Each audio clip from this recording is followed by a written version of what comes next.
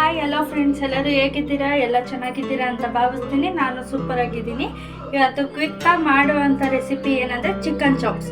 ಅದಕ್ಕೆ ಏನೇನು ಬೇಕು ನೋಡೋಣ ಬನ್ನಿ. ಬೇಕಾಗಿರೋ ಐಟಮು, ಫಸ್ಟ್ ಅರ್ಧ kg ಚಿಕನ್ ತೊಗೊಂಡಿದ್ದೀನಿ, ತೊಳೆದ್ಬಿಟ್ಟು ಇಟ್ಕೊಂಡಿದ್ದೀನಿ ನೀಟಾಗೆ. ಆಮೇಲೆ ಹಸಿಮೆಣ್ಸಿನ್ಕಾಯಿ 3ರಿಂದ 4 ಸಣ್ಣಕ್ಕೆ ಹಚ್ಕೊಂಡಿದ್ದೀನಿ. 3 ಈರುಳ್ಳಿನ ಸಣ್ಣಕ್ಕೆ ಹಚ್ಕೊಂಡಿದ್ದೀನಿ. ಆಮೇಲೆ ಶುಂಠಿ ಬೆಳ್ಳುಳ್ಳಿ ಪೇಸ್ಟು, ಕೊತ್ತಂಬರಿ ಸೊಪ್ಪು, ಪುದೀನ ಸೊಪ್ಪು, ನಿಂಬೆಹಣ್ಣು, ಎಣ್ಣೆ, ಆಮೇಲೆ ಧನಿಯಾ ಪುಡಿ 1/4 ಸ್ಪೂನ್ ತೊಗೊಂಡಿದ್ದೀನಿ, ಚಿಲ್ಲಿ ಪುಡಿ ಅರ್ಧ ಸ್ಪೂನ್ ತೊಗೊಂಡಿದ್ದೀನಿ, ಚಿಕನ್ ಮಸಾಲ 2 ಸ್ಪೂನ್ ತೊಗೊಂಡಿದ್ದೀನಿ, ಗರಂ ಮಸಾಲ 1/4 ಸ್ಪೂನ್ ತೊಗೊಂಡಿದ್ದೀನಿ. ಬನ್ನಿ ಹೆಂಗೆ ಮಾಡೋಣ ಅಂತ ನೋಡೋಣ. ಕಾಣ್ಲಿಕ್ಕಿದ್ದೀನಿ, ಎಣ್ಣೆ ಹಾಕ್ಕೋತಾ ಇದ್ದೀನಿ. ಎಣ್ಣೆ ಕಾಯ್ದಿದೆ, ಈರುಳ್ಳಿ ಹಾಕ್ಕೊಳ್ಳೋಣ.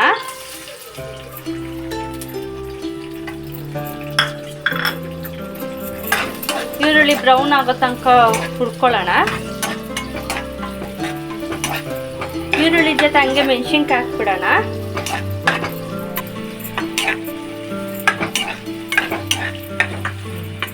ಈಗ ಆಗಿದೆ, ಶುಂಠಿ ಬೆಳ್ಳುಳ್ಳಿ ಪೇಸ್ಟ್ ಹಾಕ್ಕೊಳ್ಳೋಣ. ಇದು ಹಸಿ ವಾಸನೆ ಹೋಗೋ ತನಕ ಹುರ್ಕೊಳ್ಳೋಣ ಶುಂಠಿ ಬೆಳ್ಳುಳ್ಳಿ ಪೇಸ್ಟ್ನ.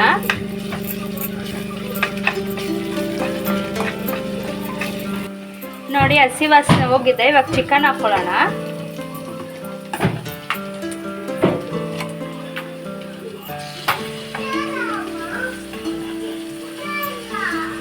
ಅದ್ರ ಜೊತೆ ಉಪ್ಪು ಹಾಕ್ಕೊಬಿಡ್ತೀನಿ.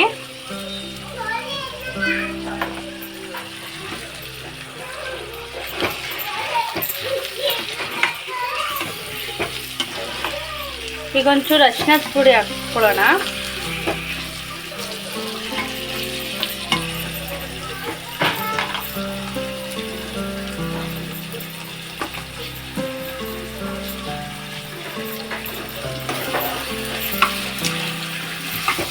ಅರಿಶಿನದ ಪುಡಿ ಹಾಕ್ಕೊಂಡಿದ್ದೀನಿ. ಒಂದು 5 ನಿಮಿಷ ಚಿಕನ್ ಬೇಯಲಿ. ನೋಡಿ, ಎಲ್ಲ ಆಗಿದೆ. ಈಗ ಸ್ಪೈಸಸ್ ಹಾಕ್ಕೊಳ್ಳೋಣ.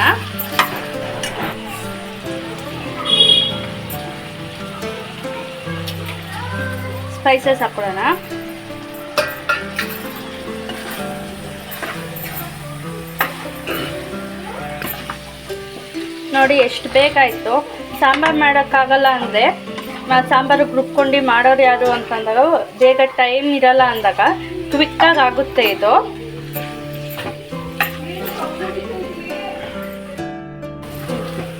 ಇವಾಗ ಇದು ನಿಂಬೆಹಣ್ಣು ಹಾಕ್ಕೊಳ್ಳೋಣ.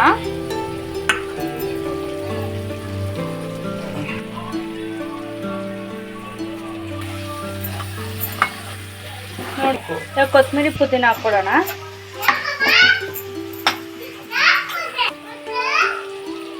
ನೋಡಿ, ಕೊತ್ತಂಬರಿ ಹಾಕಿದ್ದೀನಿ. ಒಂದು ಸ್ವಲ್ಪ ಪುದೀನ ಸೊಪ್ಪು ಹಾಕ್ಕೊಳ್ಳೋಣ.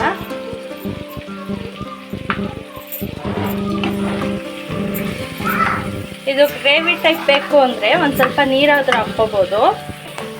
ಇಲ್ಲ ಗ್ರೇವಿ ಬೇಡ ಅಂತಂದರೆ, ಡ್ರೈ ಬೇಕು ಅಂದರೆ ನೀರು ಹಾಕ್ಬೇಡಿ. ನಾನೇನು ಗ್ರೇವಿ ಟೈಪ್ ಮಾಡಿಲ್ಲ, ಡ್ರೈ ಥರ ಮಾಡ್ಕೊಂಡಿದ್ದೀನಿ.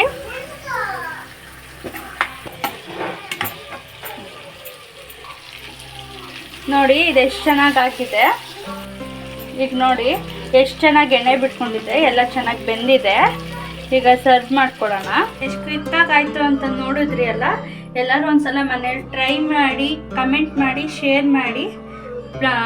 ನಾನು ನಿಮ್ಮನೆ ಮಗಳು ಕಾವ್ಯ.